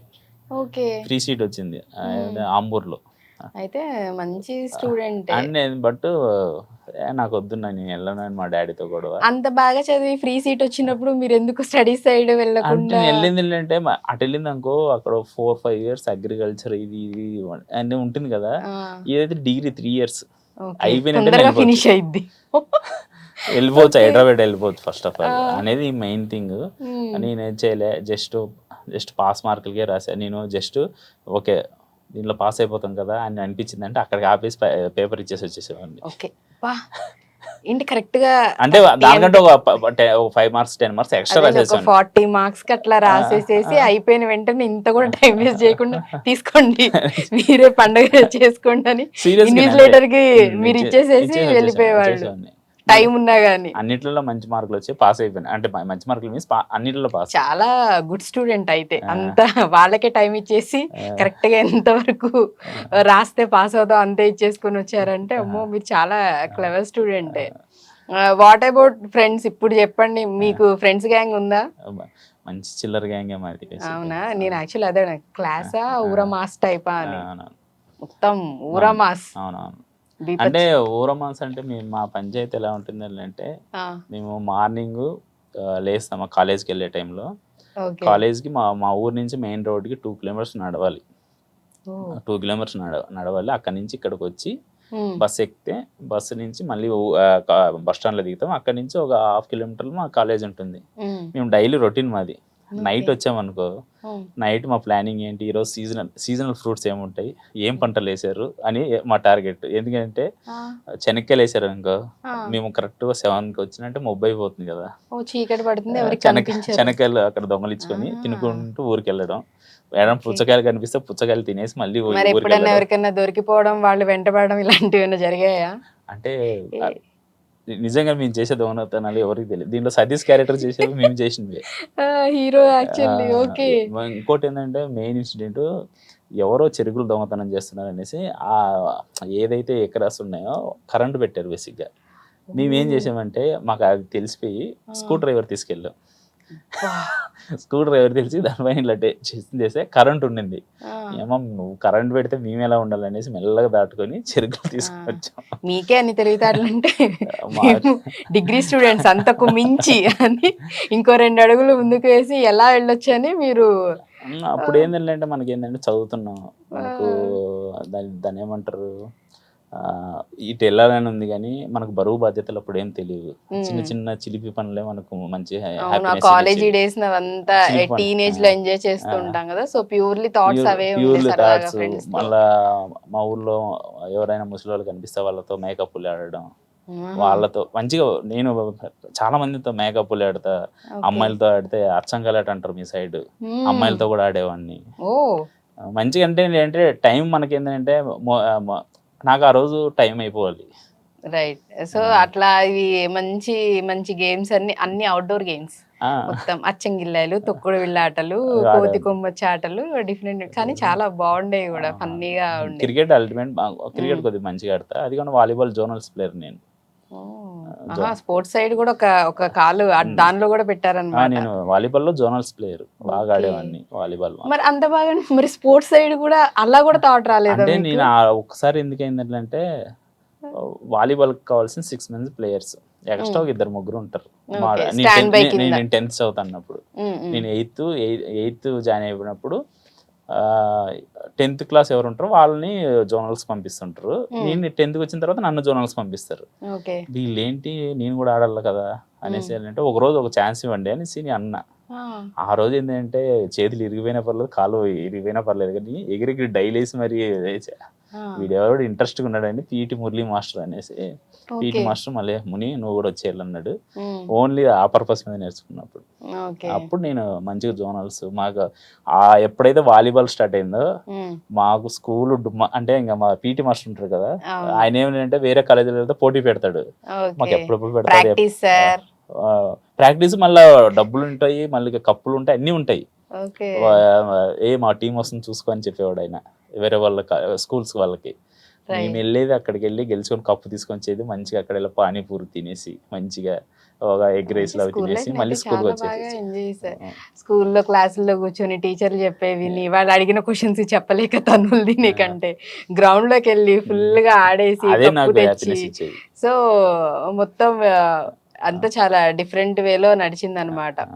కాలేజ్ డేస్ కూడా సేమ్ ఇంకా అట్లానే కంటిన్యూ అయిందా? కాలేజ్ డేస్ నేను ఏంటంటే 10th అయిపోయిన తర్వాతనే నాకు ఎస్వి యూనివర్సిటీలో ఫ్రీ సీట్ వచ్చింది, శ్రీ వెంకటేశ్వర జూనియర్ కాలేజ్లో. అన్నిట్లో ఫ్రీ సీట్సే. అంటే తిరుపతిలో ఉంటుంది అది. నాకు బైపీసీ అక్కడ ఫ్రీ సీట్ వచ్చింది, వెళ్ళి జాయిన్ అయినా. జాయిన్ అయిపోయిన తర్వాత కొన్ని రోజుల తర్వాత నేను క్లాస్కి వెళ్ళట్లేదు, అన్ని థియేటర్లోనే ఉన్నాయి నా పంచాయతీలన్నీ. వెళ్ళి అక్కడ ఉన్న జగత్, విక్కత్, సీస్ మహల్, తేజ ఈ థియేటర్లోనే నా పని ఉంది. ఎక్కువ అక్కడే స్పెండ్ చేసేవాడిని అసలు. అంటే మొత్తం ఎన్ని షోస్ అయితే అన్ని షోస్ మీరు వెళ్ళి నేనేంటంటే ఒక షో చూస్తానా, మళ్ళీ తిరుపతి మొత్తం తిరుగుతానా, రౌండ్ అప్ వేస్తానా, మళ్ళీ ఇంకో షో చూస్తానా, ఈవినింగ్ టైంకి మళ్ళీ కాలేజ్కి వచ్చేది, వాచ్మెన్కి ఏదో సంథింగ్ మేనేజ్ చేయడం, అక్కడ వార్డెన్ ఏదో మేనేజ్ చేసేయడం, మళ్ళీ టీచర్లని ఇంకా నువ్వు వచ్చిన కుప్పం నుంచి వచ్చింది ఎందుకు చదువుకోవడానికి, మూవీస్ చూడడానికి, అర్థం కాదని తిట్టేవాళ్ళు. అయిపోయిన తర్వాత రిజల్ట్ వచ్చింది, ప్రతి దాంట్లో 4, 5, 6 దాని తర్వాత మళ్ళీ నేను మా డాడీకి చాలా ఫీల్ అయిపోతున్నాడు అనేసి మళ్ళీ నేను ఫస్ట్ ఇయర్కి మా కుప్పంలో వికాస్ జూనియర్ కాలేజ్లో జాయిన్ అయినా. అక్కడ జాయిన్ అయితే ఎప్పుడైతే నేను 60కి 4 తెచ్చుకున్నానో 60కి 57 తెచ్చుకున్నా మళ్ళీ. అట్లా మంచి మార్కులు తెచ్చుకున్నా. సో అంటే actually good student bad student అంటే రెండూ ఉన్నాయి. బ్యాక్ బెంచర్ అన్న ఇది నేము మంచిగా తెచ్చుకున్నారు, మళ్ళీ ఫోకస్ చేసామనుకో డ్యామ్స్ కొట్టేస్తాం. ఓకే, టాపర్ గా ఉన్నాయి. సో రెండు ఎంజాయ్ చేశారు అనమాట. యాక్చువల్లీ అటు ఇటు రెండింటిని చాలా బాగా బ్యాలెన్స్ చేశారు మీరు స్కూల్ కాలేజీ డేస్ లో కూడా. మరి ఇంత జావియల్ గా ఇంత సరదాగా నడుస్తుందంటే ఆబ్వియస్లీ గర్ల్ ఫ్రెండ్స్ స్టోరీస్ ఇలాంటివి ఒకటో రెండో ఉండే ఉంటాయి కదా, ఏమైనా స్టోరీస్ అట్లాంటివి ఉన్నాయా? ఇది అమ్మాయి పేరు చెప్పను కానీ ఒకటి ఉంది స్టోరీ ఉంది. ఇంటర్మీడియట్ లో ఒక అమ్మాయి ఉండింది, నేను బైబీసీ జాయిన్ అయ్యాగానే ఆ అమ్మాయి ఇప్పటికీ నాకు గుర్తు, కుంకుమ కలర్ డ్రెస్ వేసుకొచ్చింది అన్నమాట. ఆమె ఆ డ్రెస్ వేసుకోగానే ఓకే ఈ అమ్మాయి ఎవరో లవ్ చేద్దామని ఫీలింగ్ కలిగింది. బైబీ స్టూడెంట్ అంటే ఏముంటుందో తెలుసా, 5 మంది అబ్బాయిలు 30 మంది అమ్మాయిలు ఉంటారు. బేసిక్ గా ఎక్కువగా అబ్బాయిలు ఉండి తక్కువ మంది అమ్మాయిలు ఉంటారు కదా, ఎంపీసీలో ఉంటుంది బేసిక్ గా. అది ఎక్కడైనా మీరు అబ్జర్వ్ చేస్తే బైపీసీ అంటేనే అమ్మాయిలు ఎక్కువ మంది ఉంటారు. అవును, అబ్బాయిలు ఎక్కువ ఇష్టపడరు కాబట్టి ఓకే, అది కూడా కరెక్టే. మేము 6 మెంబర్స్ అబ్బాయిలు, 30 మెంబర్స్ అమ్మాయిలు. Oh my God. నేను ఏంటంటే అప్పుడు అమ్మాయి రాగానే 6 మెంబర్సే కదా, మచ్చా ఈ అమ్మాయి నేను లవ్ చేస్తా మచ్చా మీరు ఎవరు చూడకండి అని చెప్పేసి మీలో మీరే ముందే చెప్పి పెట్టుకోవడం, ఆ పిల్ల నాదిరా అలాగనే నేను సీనియర్ కదా కొద్దిగా, ఎందుకంటే ఆల్రెడీ సెకండ్ టైం నేను ఫస్ట్ ఇయర్ లో జాయిన్ అయినా కదా, అందరు అమ్మాయిలు నన్ను అన్న అన్న అని పిలిచేవాళ్ళు. ఇంక ఏం చేయాలి అర్థం హార్ట్ కాక ఇట్లా బ్రేక్ అయిపోయి ఉంటుంది కదా. ఆ అమ్మాయి పిలవకుంటే చాలా అనుకున్నా. లాస్ట్ కి ఏమైంది తెలుసా, చెప్పండి. ఒక రోజు ఆగస్ట్ లో రాఖీ పండుగ వస్తుంది కదా, రాఖీ కట్టేసింది. రాఖీ కట్టేసి దెన్ ఆ అమ్మాయికి ఏం అనిపించిందో నాకు తెలియదు, కానీ ఆ రోజు నేను ఒక డల్ మూడ్ లో ఉన్నా. ఆ మూడ్ లో చూసి రిటర్న్ నెంబర్ ఈ సినిమాటిక్ లాగానే ఉంటుంది, నేను నడుచుకొని వెళ్తున్నా, అమ్మాయి రాయి కట్టినప్పుడు డబ్బులు నేను 50 రూపీస్ ఏమి ఇచ్చా. కానీ కట్టించుకోవడమే కష్టం. ఇప్పుడు కడుతున్నప్పుడన్నా మీరు నో చెప్పొచ్చు కదా. నో ఏం చెప్తాం, అందరి ముందర చాలా మంది ఉన్నారు. ఏమంటే వచ్చి రాఖీ తీసుకొచ్చింది, ఇలా పెట్టేసి కట్టేసింది. దెన్ తర్వాత ఇలా నడుచుకొని కాలేజ్ అయిపోయిన తర్వాత నడుచుకొని వెళ్తుంటే సడన్ గా రాఖీ తెగింది క్లోజ్ షాట్ లో, సినిమాటిక్ గా చెప్పాలంటే. ఎవరన్నా ఇలా చూసారంటే ఆ అమ్మాయి ఉంది. అమ్మాయి ఏమనిందంటే ఆ 50 రూపీస్ నా బ్యాగ్ లో పెట్టేసి నేను ఫోర్స్ఫుల్ గా కట్టా, సారీ అని చెప్పేసి వెళ్ళిపోయింది. ఇది ఇంకా పెద్ద ట్విస్ట్. వాళ్ళ ముందర కట్టాలి అనేసి చెప్పింది. బట్ ఆ అమ్మాయిని పడేయడానికి చాలా కష్టపడాను. అంటే ఇండైరెక్ట్ గా ఇక్కడ ఎస్ చెప్పినట్టే.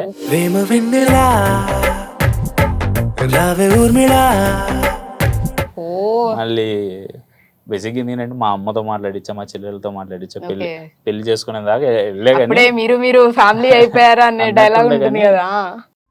ఫైనల్ గా మీరు బట్ సిచ్యువేషన్స్ ఉంటాయి కదా. మళ్ళీ కాలేజ్ అయిపోయింది, మేము విడిపోయాము. ఆ అమ్మాయి లైఫ్ ఆ అమ్మాయిది, నాది నా లైఫ్. ఓకే. సో ఇప్పుడు తను ఎక్కడుంది, ఎలా ఉంది, ఏమన్నా అసలు తనకి సంబంధించి ఏమీ లేదు. బట్ అప్పుడు కాలేజీ టైంలో మాత్రం ఒక మంచి బ్యూటిఫుల్ లవ్ స్టోరీ. ఆ మూమెంట్స్ చాలా బాగుండేవి. బట్ అంటుంది కానీ ఇప్పుడు ఆ అమ్మాయి పెళ్లి చేసుకుని నాకు తెలుసు, నాకు ఇన్ఫర్మేషన్ వచ్చింది, ఆ అమ్మాయి పెళ్లి చేసుకుని 2 పిల్లలు మంచిగా బెంగళూరులో సెటిల్ అయింది అనేసి. సో ఇప్పుడు తను ఎక్కడుంది, ఎలా ఉంది, ఏమన్నా అసలు తనకి సంబంధించి ఏమీ లేదు. ఓహో. సో తను హ్యాపీగా ఉంది. బట్ ఆ టైంలో మాత్రం చాలా మంచి మెమరీస్ ఇప్పటికీ తలుచుకున్నా ఒక బాగుంటుంది. ఎప్పుడైనా కానీ నిజంగా చెప్తున్నా, మనకు ఒక లవ్ స్టోరీ బ్యాక్ ఉన్నప్పుడు అది గుర్తు చేసుకుంటే తెలియకుండా స్మైల్ వస్తుంది, ఒక హ్యాపీనెస్ వస్తుంది. అది ఎవరికైనా కానీ నేను అనుకుంటున్నా. అంటే బేసిక్ గా సినిమాల్లో చాలా వరకు విన్నాను, కొంతమంది రియల్ గా చెప్పింది, ఫస్ట్ లవ్ అనేది చాలా ప్రతి ఒక్కరి లైఫ్ లో ది బెస్ట్ ఉంటుంది, చాలా బ్యూటిఫుల్ గా ఉంటుంది, సక్సెస్ అవ్వకపోని అని అంటూ ఉంటారు కదా, నిజమేనా? అంటే నేనేమంటున్నానంటే ఫస్ట్ లవ్ సెకండ్ లవ్ అని పక్కన పెడితే మూమెంట్స్ కొన్ని మీకు మనసు కతికిన మూమెంట్స్ ఉంటాయి కదా, ఆ మూమెంట్స్ ఉన్న లవ్ స్టోరీ నీకు బోలే గుర్తుంటుంది అంటున్నా. ఒక 2-3 లవ్ స్టోరీలు ఉన్నా ఆ మూమెంట్స్ ఉన్న లవ్ స్టోరీ చాలా బాగుంటుంది. ఓకే. సో ఇప్పుడు గుర్తెచ్చుకున్నా మీరు అన్నట్టుగా ఒక స్మైల్ వస్తుంది, హ్యాపీగా అనిపిస్తుంది. యాక్చువల్లీ ఇది కూడా చాలా మంచి థింగ్, ఇలా కూడా గుర్తుపెట్టుకోవాలి. కొంతమంది కొంచెం సైకోటిక్ టైప్ లో డిఫరెంట్ గా చెయ్యి, నన్నే లవ్ చేయి, నన్ను చేయకపోతే నాకు దక్కంది ఎవరికి దక్కకూడదని విలన్స్ లా తయారవుతున్నారు. నాకు దక్కనిది ఎవరికి దక్కనివ్వను. బట్ చూసి నేర్చుకోండి, ఇట్లా కూడా ఉంటారు, కొంచెం ఇట్లా కూడా ఉండండి, అమ్మాయిలకి మంచిగా అనిపిస్తారు, అబ్బాయిలకే చెప్తుంది, రైట్. సో మీకంటూ కూడా ఒక మంచి స్టోరీ అనేది ఉందన్నమాట. ఇంత స్టోరీ విన్నాక యాక్చువల్లీ నాకు మిమ్మల్ని ఒక క్వశ్చన్ అడగాలనిపిస్తుంది. ఇప్పుడు బేసిక్ గా అబ్బాయిలకు ఒక ఇది ఉంటుంది కదా, పొడవు జడ ఉన్న అమ్మాయి రావాలి, ట్రెడిషనల్ గా అమ్మాయి ఉండాలి, ఇట్లా ఏవో థింగ్స్ ఉంటాయి కదా. అలా ఏం లేదు. ఏంటంటే అందం అనేది బోనస్, నాకు వచ్చే అమ్మాయి అందం అనేది బోనస్, అండర్స్టాండింగ్ పర్సన్ రావాలి. ఓకే. మనం ఇక్కడ నేను ఎక్కడో దూరంగా షూటింగ్ చేస్తుంటా, లేదంటే పనిలో ఉంటాయి, ఏదో వర్క్లో ఉంటా, వాటెవర్. ఇంకా అదే కాకుండా ఇంకోటి మెయిన్ థింగ్ ఏంటంటే ఆ అమ్మాయి కాళ్ళ మీద ఆ అమ్మాయి నిలబడుకునే విధంగా ఉండాలి, స్టబాన్గా ఉండాలి. అంటే ఎందుకంటే ఓకే ఇప్పుడు నా హస్బెండ్ రాలేదు, ఓకే నైట్ రాలేదు, ఓకే హ్యాపీగా పడుకున్నాం అనే ధైర్యం ఉండాలి అమ్మాయికి కూడా. ఊరికే ప్లీజ్ రా, నువ్వు లేకుండా లేదు అట్లా అంటే ఏం ఇంకా మళ్ళీ మీరు రాకపోతే నాకు నిద్ర పట్టదండి, అలాంటి భయం వేస్తుందండి, అలాంటి వాళ్ళతో డైవర్స్ ఇచ్చేస్తే బెస్ట్. ఎంత పెద్ద మాట సార్ ఇది. కానీ అనేది ఏంటంటే ఇంకా చిన్న వీటికి ఇంత పెడితే ఇంకా ప్రతిరోజు నీ పక్కనే ఉండాలంటే ఇంకా లైఫ్ ఏం కావాలి చెప్పు. అది చిన్న కోరికలు అమ్మాయిలు ఇవి, అంటే ఇష్టంగా చేసుకున్న పర్సన్ ఆబ్వియస్లీ ఉండాలనుకోవడం తప్ప. పక్కన ఉంటే అన్ని చేస్తాం, నేను అమ్మాయిల సైడ్ సపోర్ట్ చేస్తున్నా. పక్కన ఉంటే అన్ని చేయొచ్చు, రైట్. సిచ్యువేషన్ అర్థం చేసుకోవాలి అంటున్నా, అది కూడా కరెక్ట్. నేను అది అంటున్నా. ఓకే నేను అనేది ఏంటంటే డైవర్స్ ఊరికి జోక్ వేసాం కానీ, బట్ నేను అనేది ఏంటంటే స్టబాన్గా ఉండాలి, కంఫర్ట్ అంటే అండర్స్టాండింగ్ ఉండాలి. అమ్మాయిలు డిపెండెంట్ గా ఉండాలా, లేకపోతే సెల్ఫ్ అంటే వాళ్ళకి ఎనీథింగ్ ఏదైనా కానీ వాళ్ళు డేర్ గా చేసుకోగలిగేలా ఉండాలంటారా? అని నేను అనేది ఒకటి ఏంటంటే, నేను బిలీవ్ చేసేది ఒక పెళ్లి చేసుకున్న తర్వాత రిలేషన్షిప్ లో ఎప్పుడు ఇద్దరు పర్ఫెక్ట్ మ్యాచింగ్ అని ఎవరు జడ్జ్ చేయలేరు. అవును, కరెక్ట్. బై మిస్టేక్ విడిపోయినా కూడా ఆ అమ్మాయి చాలా కాన్ఫిడెన్స్ గా సర్వైవల్ కావాలి, చాలా స్ట్రాంగ్ గా ఉండాలి అమ్మాయిలు. సర్వైవల్ కావాలి. ఫస్ట్ ఆఫ్ సో ఆల్ అంత స్ట్రాంగ్ గా ఉన్న అమ్మాయిలు ఎవరైనా ఉంటే అప్లికేషన్ ఇప్పుడే ఫిల్ చేసేసుకోండి, మునిగారికి ఒకటి పంపించేసేసేయండి. ఇప్పుడే చేసుకోండి పెళ్లి. ఇప్పుడు హ్యాపీగా సినిమాలు చేసుకొని ఒక 3-4 సినిమాలు మూవీస్ అయిన తర్వాత ఇప్పుడే అవకాశం వచ్చింది నాకు. ఇప్పుడే వైల్డ్ కార్డ్ ఎంట్రీ జరిగింది, ఓకే, అంటే గ్రీన్ కార్డు దొరికింది మనకి. ఇప్పుడు గ్రీన్ కార్డు దొరికింది కాబట్టి మనం మంచి సినిమాలో 3-4 మూవీస్ చేసి దాన్ని పెళ్లి చేసుకుంటే ఆ అమ్మాయికి మనం టైం ఇస్తాం. బట్ అప్లికేషన్స్ కదా మునిగారు, పడుంటాయి చూడండి. తర్వాత ఒక 4 years తర్వాత అట్లా చేసుకోండి, ఏముంది పాపం. అనవసరంగా అమ్మాయిల్ని ఒకవేళ ఎవరికైనా ఇంట్రెస్ట్ ఉండి ఓకే చూద్దామన్న వాళ్ళ హార్ట్ కూడా అట్లా బ్రేక్ చేసేస్తున్నారు. నాకు అక్కడ ఎవరు ఉంటారు చెప్పండి, అసలు నాకు ఉండరు కూడా ఉండరు. నన్ను చూసి ఏ అమ్మాయి ఇంప్రెస్ అవ్వదు, నన్ను ఏ అమ్మాయి ఇష్టపడదు, నన్ను ఏ అమ్మాయి లవ్ చెయ్యదు. అయ్యో ఎంత పెద్ద మాట ఉన్నా.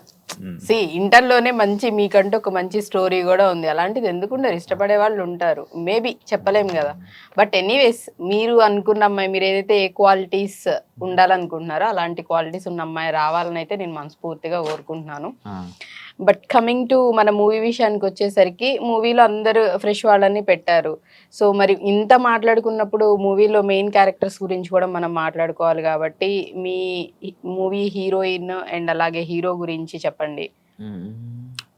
హీరోయిన్ అంటే దీంట్లో నేను బేసిక్గా చెప్పేది ఏంటంటే 2 pairs అండి మెయిన్. చాలా రాజప్ప ఎల్లమ్మ అని ఇద్దరు, శారద సతీష్, వీళ్ళ నలుగురు చుట్టూ అంటే నెంబర్ ఆఫ్ క్యారెక్టర్ చుట్టూ జరిగే డ్రామా కాబట్టి, అంటే వాళ్ళ గురించి ఏంటి, మంచి ఏంటి చెడు ఏంటి విధంగా, లైక్ అంటే వాళ్ళని ఇప్పుడు ఒక పర్సన్ ని మనం చూస్ చేసుకున్నామంటే వీళ్ళనే ఎందుకు అనే క్వశ్చన్ వస్తుంది. ఏదో నచ్చి క్వాలిటీస్ అట్లా ఉంటాయి కదా. లైక్ నాకు ఒకటి ఏంటంటే, వన్స్ నేను వెళ్తున్నప్పుడు ఓకే ఈ అమ్మాయి పర్ఫెక్ట్ ఉందని అంటే దాన్ని స్టిక్ అయి ఉంటాయి. 100 మంది వచ్చి చెప్పిన కానీ నా మైండ్ సెట్ అది. వేరే వాళ్ళు ఎవరు సెట్ అవుతారని నేను ఫిక్స్ అయినానంటే ఓకే, అది నష్టం వచ్చినా ఏ లాభం వచ్చినా నో ప్రాబ్లం, నేను స్టిక్ అయి ఉంటుంది దానికి.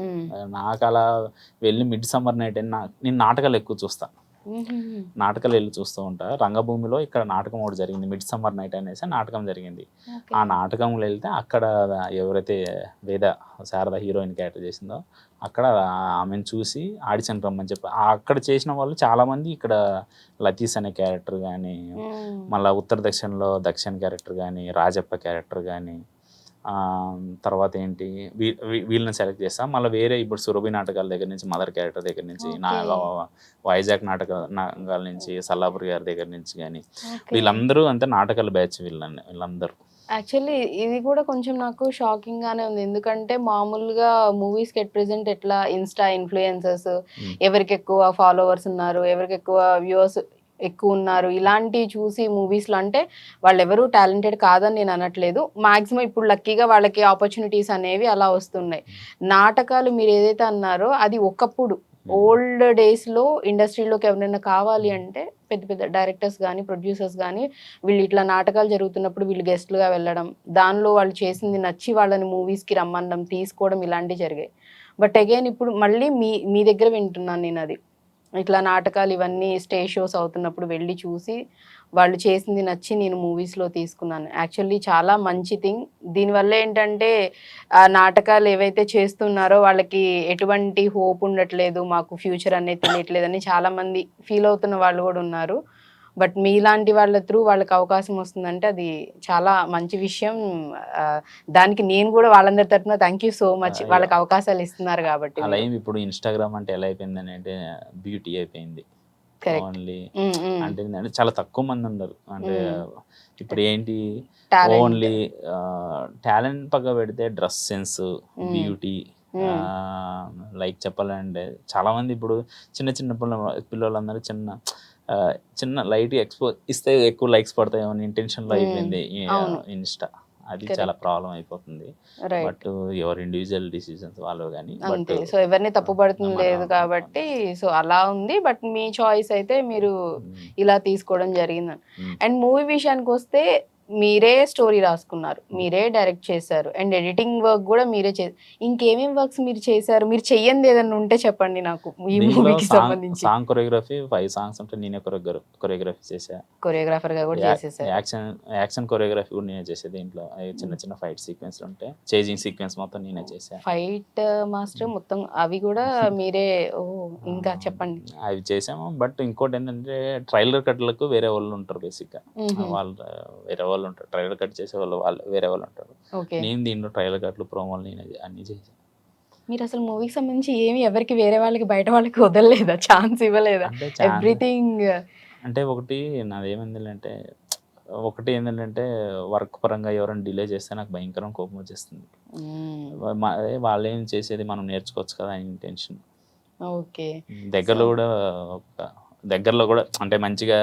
ఇంకోటి ఏంటంటే కొద్దిగా మ్యూజిక్ సెన్స్ ఇంకా కొద్దిగా నేర్చుకోవాలని ఉంది.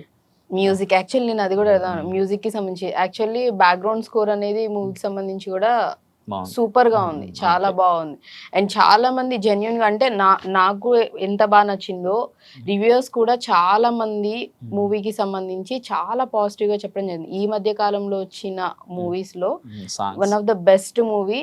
ఎంత బాగుంది, ఎంత బాగా స్టార్ట్ టు ఎండ్ వరకు ప్రేక్షకులను ఎంగేజ్ చేశారంటే ఎక్కడా బోర్ కొట్టించలేదు, చాలా బాగా తీశారని చెప్పడం జరిగింది. అంత బాగా చూపించారనేది. సో ఇంత మాట్లాడుకున్నాం కాబట్టి మరి మీ మ్యూజిక్ డైరెక్టర్ గురించి. మ్యూజిక్ అంటే వంశీకాంత్ రేఖన్ అనే అతను, అంటే ఈ మూవీనే ఫస్ట్ డెబ్యూటెంట్ మ్యూజిక్ డైరెక్టర్ గా. అందరు కొత్త, ఇతను కూడా కొత్త. మ్యూజిక్ కూడా న్యూ పర్సన్, రైట్? అతను ఏంటంటే నేనేంటంటే మనకు ఫ్రెండ్లీగా ఉండేవాళ్ళు కావాలి. ఇప్పుడు ఏంటంటే ఒకవేళ ఒక 2-3 సినిమాలు చేసిన మ్యూజిక్ డైరెక్టర్ని తీసుకున్నాము, ఎక్కడ లేదు నాదే పై చేయి ఉంటుంది అని భయం నాకు. అప్పుడు సరిగా ఎక్కడ రాదో మ్యూజిక్ అనేది ఒకటి భయం. నేనేంటంటే అక్కడ వెళ్ళి నేను కూర్చున్న కూడా, అంటే నేనేంటంటే ఒక చిన్న ఏడన్నా నాకు సడన్గా ఒక ఇన్స్ట్రుమెంటేషన్ ఇది పెడితే బాగుంటుందని వెళ్ళి చెప్పిన, ఓకే బ్రో పెడదాం బ్రో అనే కైండ్ ఆఫ్ వెళ్ళే అట్మాస్ఫియర్. చాలా డిస్కషన్ చేసుకుంటాం. ఎక్కడైనా మ్యూజిక్ ఇది ఏమైనా ప్రాబ్లం వచ్చింది, ఏమైనా అనిపించినా కూడా వర్షన్లు చేయించుకోవడానికి మనకు ఉంటుంది. అంటే నేను ఏంటంటే కొంతమంది ఏంటంటే 2-3 వర్షన్లు ఇచ్చేసి ఇదే ఫైనల్ ఇంకా అది ఇదని బోర్ కొట్టాయి. నేనేంటంటే ఈ అబ్బాయితో ఏంటంటే ఒక 5-6 వర్షన్లు ఇచ్చినా కూడా నచ్చలేదంటే ఇంకో వర్షన్ చేస్తాడు. ఓపిక్గా ఒకవేళ బాగాలేదన్నా చేసిస్తాడు. నాకేంటంటే నాకు అనుకూలంగా ఉన్నాడు, అది మెయిన్ థింగ్. అండ్ ఈ మూవీలో నేను ఒకటి అబ్జర్వ్ చేసింది ఏంటంటే, మూవీలో యాక్చువల్లీ హీరోయిన్ వాళ్ళ బ్రదర్ మ్యారేజ్ అవుతుంది కదా, ఆ మ్యారేజ్ టైంలో కాళ్ళు కడిగేటప్పుడు అబ్బాయి కాళ్ళకి మెట్టెలు ఉన్నాయి. బట్ మన సైడ్ ఎక్కడ ఇది లేదు కదా, అది కొత్తగా అనిపించింది. ఏ సైడ్ ఏ ప్రాంతం వాళ్ళకి నేను చెప్పాను కదా ఇంతకు ముందు, తమిళనాడు కల్చర్ మా ఊర్లో ఉంటుంది కుప్పం అనేసి. ఇక్కడ ఏంటంటే మెట్టెలు పెట్టడానికి గల కారణం ఏంటంటే, పెళ్లి ఇంకో 5-6 రోజులు ఉండగా అతనికి మెట్టెలు పెట్టి ఒక చిన్నగా ఒక కత్తి ఇచ్చి అతని చేతిలో పెడతారు. అలా పెట్టంగానే అది ఆ మెట్టెలు పెట్టంగానే 10 రోజులు ఎక్కడికి వెళ్ళకూడదు. సో లైక్ మన దాంట్లో మామూలుగా పెళ్లి కొడుకుని చేసినప్పటి నుంచి వెళ్ళొద్దు అంటారు కదా. అదే ఇది పెళ్లి కొడుకుని చేసినప్పటి నుంచి అది పెడతారు. ఇది పెట్టినాడంటే పెళ్లి కొడుకు అనేసి అర్థం. అది బేసిక్ గా ఇతను పెళ్లి కొడుకు ఎక్కడికి వెళ్ళకూడదు అనేది. అది ఊరు నుంచి బయట పంపారు, బైక్ నడపనియరు, బైక్ డ్రైవ్ చేయద్దు అంటారు. అది అప్పుడు పెళ్ళి అయిపోయిన కొన్ని రోజుల తర్వాత, దెన్ ఫస్ట్ నైట్ తర్వాత దెన్ మెట్టెలు వదిలేస్తారు. ఓకే, 16 రోజుల పండుగ కొన్ని ఫంక్షన్స్ అనేది థింగ్స్ అనేవి అయిన తర్వాత అప్పుడు అబ్బాయికి అనేది తీసేయడం ఉంటుంది. బట్ ఇది ఆచారం అనేది ఉంటుంది. ఓకే, సో ఇన్ని మాట్లాడుకుంటూ ఉన్నాం అండ్ మీకు చాలా మూవీ నాలెడ్జ్ ఉంది కాబట్టి మీ ఫేవరెట్ హీరో ఎవరు? ఎన్టీఆర్. నిద్రపోయినప్పుడు నా కళ్ళుకి నేను చంపిన వాళ్ళ ముఖాలు రావు, మిగులున్న శత్రువుల ముఖాలే కనపడతాయి. జూనియర్ ఎన్టీఆర్ గారు ఫిక్స్, ఇంకంతే ఒక్కళ్ళే. అంటే నేనేదంటే అంటే ఫేవరెట్ యాక్టింగ్ పరంగా పక్కకు పెడదు. నేనేదంటే ఏమో చిన్నప్పటి నుంచి ఆయన చూశాను. ఏదో సడన్ గా నాకు అప్పుడప్పుడు బ్రదర్ లాగా అనిపించేస్తాడు, అప్పుడు ఫాదర్ లాగా అనిపించేస్తాడు, అప్పుడు ఫ్రెండ్ లాగా అనిపించేస్తాడు. అలా అనిపిస్తుంది ఆయన చూస్తే. సో అందుకని జూనియర్ ఎన్టీఆర్ గారి యాక్టింగ్ కూడా మళ్ళీ ఏంటంటే ఫినామినల్ గా అది అంటే ఏంటంటే ఆయన అంటే చాలా ఇష్టం. Okay, favourite heroine?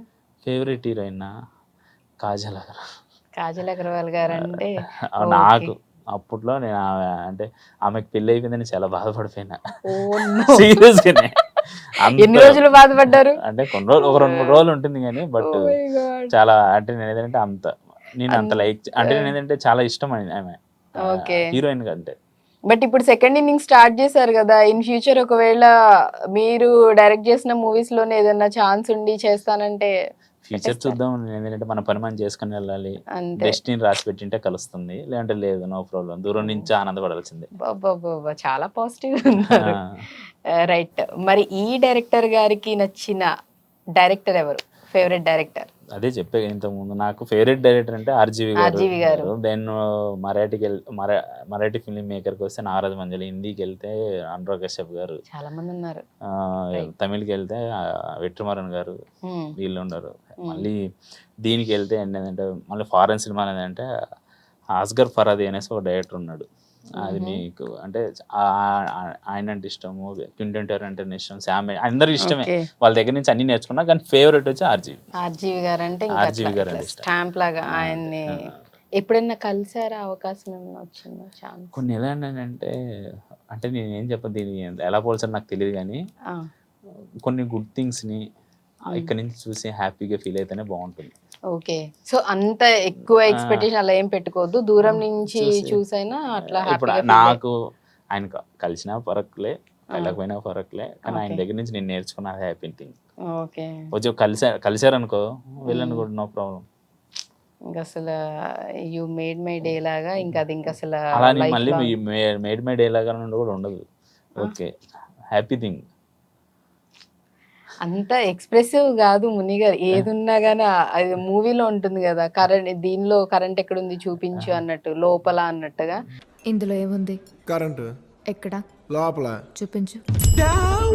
సో మీరు కూడా ఏదున్న ఎమోషన్స్ అన్ని లోపల ఉండే, ఎగ్జైట్మెంట్ ఎక్కువ ఇదేముండదు, అంటే కామ్ అండ్ కంపోజ్డ్ గా చేసుకుంటే. అన్నీ అనేది ఏంటంటే అది జరగాలనుకుంటే జరుగుతుందండి. ఓకే. డెస్టినీ బిలీవ్ చేస్తారు అయితే. అది లేదు, జరగలేదు అని మనం అనేది, నువ్వు ఎంత ఆలోచించినా అవ్వదు. కరెక్ట్. నేనేంటంటే మన పని మనం చేసుకోకపోతే అంటే మంచి థింగ్ జరుగుతుంటుంది, గుడ్ థింగ్ జరుగుతుంటాయి, బ్యాడ్ థింగ్స్ జరుగుతుంటాయి, అంతే కామన్.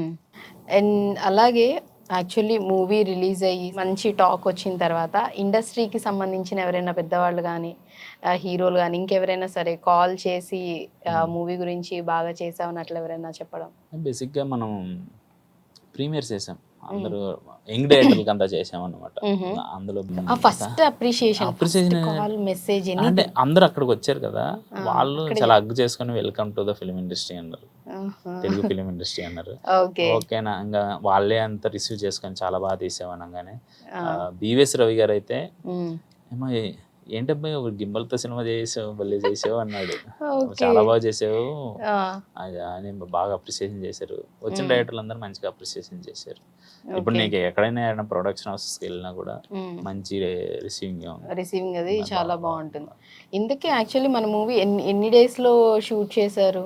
ఎంత బడ్జెట్ అయి ఉండొచ్చు? చాలా చిన్న బడ్జెట్, స్మాల్ బడ్జెట్, చాలా చాలా మీరు ఊహించినంత స్మాల్ బడ్జెట్ 35 days లో చేశాం. నిజంగా 35 days లో? నిజంగా 35 days.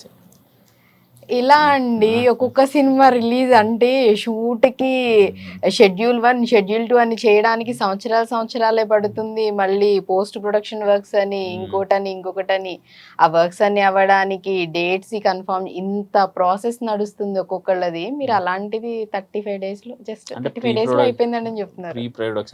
ప్రీ ప్రొడక్షన్ వర్క్ ప్రాపర్గా చేస్తే ఓకే చేయొచ్చు. నేను ప్రీ ప్రొడక్షన్ వర్క్ 1 year చేశా.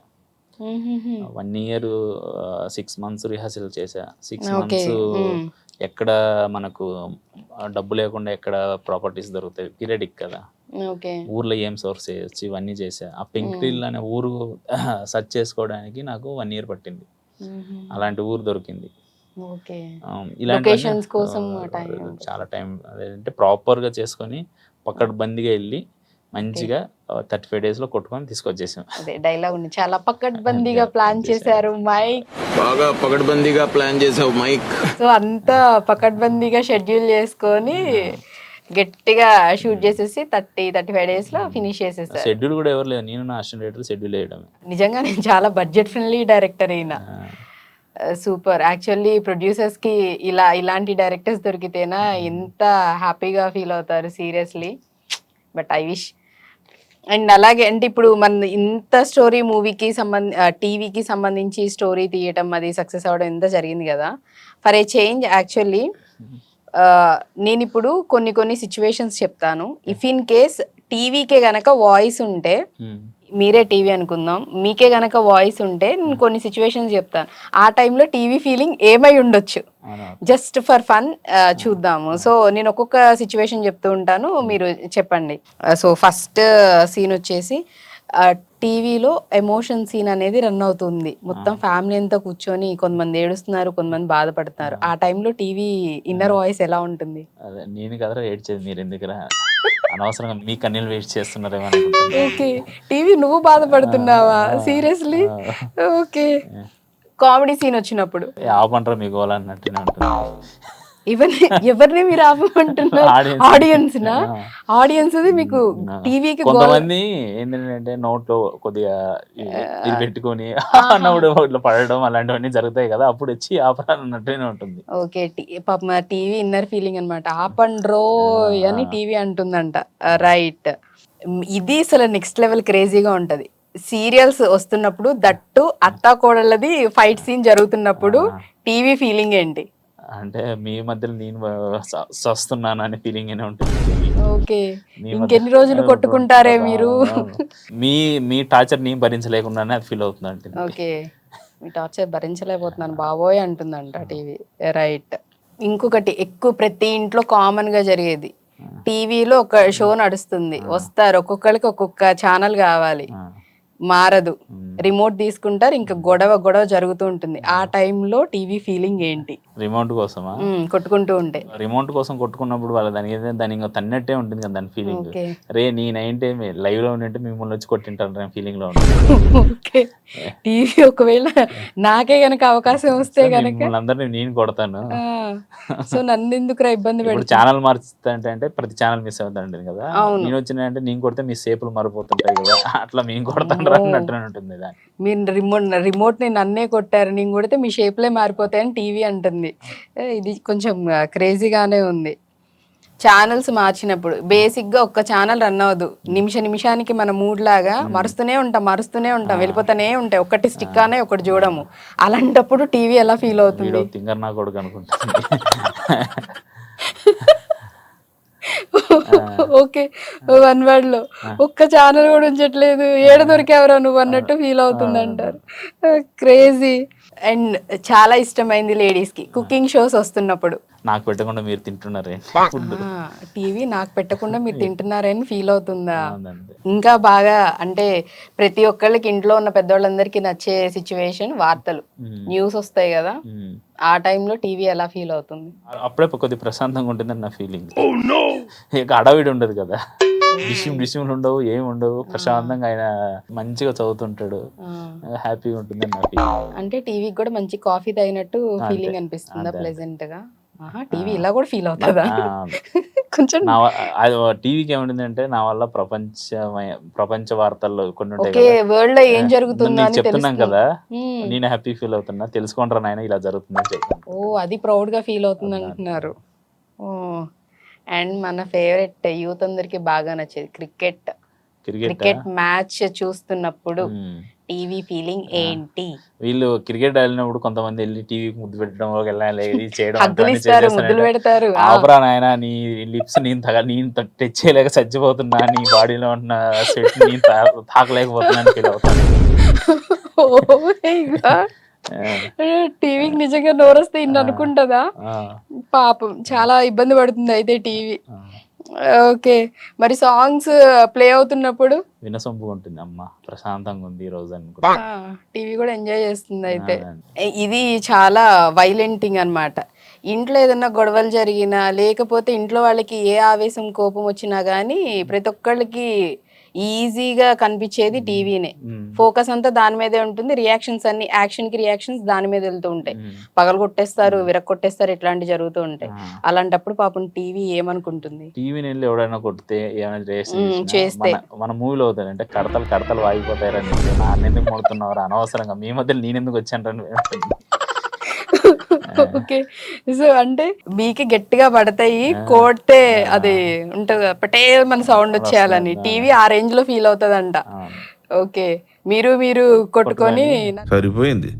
హీరో విలన్ కొట్టుకుని కమెడీని చంపేసినట్టు నా మీద పడతారేంటి వీళ్ళు? పాపం అది కూడా నిజమే కదండి. ఇంట్లో ఏదో సిచ్యువేషన్ మీద గొడవలు జరుగుతుంటే అమాయకమైన పాపం టీవీ మీద వెళ్ళేసి అనవసరంగా బ్రేక్ చేస్తూ ఉంటారు కాబట్టి. బట్ ఎనీవేస్ చాలా క్రేజీగా ఆన్సర్స్ అయితే చెప్పారు. అండ్ లాస్ట్ అండ్ ఫైనల్గా అప్కమింగ్ ప్రాజెక్ట్స్ మీవేంటి? స్టోరీస్ ఏమన్నా కొత్తగా రాస్తున్నారా? ఏమన్నా ఆల్రెడీ స్టోరీస్ ఉన్నాయి. ఓకే, మంచి ప్రొడక్షన్, పెద్ద ప్రొడక్షన్ నుంచి కాల్స్ వచ్చాయి, ఓకే, నరేషన్ జరుగుతున్నాయి. చూడాలి ఫైనల్ అయిపోతాయి నెక్స్ట్. ఓకే. సో సూన్ అయితే మీ సైడ్ నుంచి మళ్ళీ ఒక కొత్త మూవీ అనౌన్స్మెంట్ అయితే మేము వినబోతున్నాం అంటారు. అంటే ప్యూర్ లవ్ స్టోరీ. ఓ, ఈసారి ప్యూర్ లవ్ స్టోరీ. కాకపోతే ఒక అట్లీస్ట్ చిన్న హింట్ ఇవ్వండి. ఇది కూడా ఏమన్నా విలేజ్ బ్యాక్ డ్రాప్ తో ఉంటుందా? Like rural background. నేను చేసే ప్రతి సినిమా రూరల్ బ్యాక్గ్రౌండ్, పక్కా ఊరమ్మాస్ అంతే. మొత్తం ఇట్లా స్టాంప్ విలేజ్ కి సంబంధించిన ప్రతిదీ కూడా. విలేజ్, టౌన్, ఇది చుట్టే. ఓకే, దాని అర్బన్ కల్చర్ రాము మేము. ఓకే, అంటారు కదా పట్టుకొమ్మలని దేశానికి పల్లెటూర్లనే. సో ఆ పల్లెటూరునే మంచిగా చూపించేలాగా డిఫరెంట్ స్టోరీస్ అనేవి తీయబోతున్నారు.